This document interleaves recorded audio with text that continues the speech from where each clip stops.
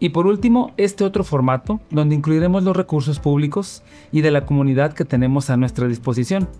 Este formato nos ayuda a aterrizar quién del consejo se contactará con la institución antes de que lleguemos a enfrentar una emergencia. En este caso, presidente, yo creo que el hermano Blanco sería una muy buena opción. Si mal no recuerdo, de hecho él trabajó un tiempo para Protección Civil, entonces yo creo que él sería un muy buen enlace con ellos. Excelente idea. Mi cuñado también tiene un amigo que hizo su servicio en la Cruz Roja. ¿Eso también puede ayudar?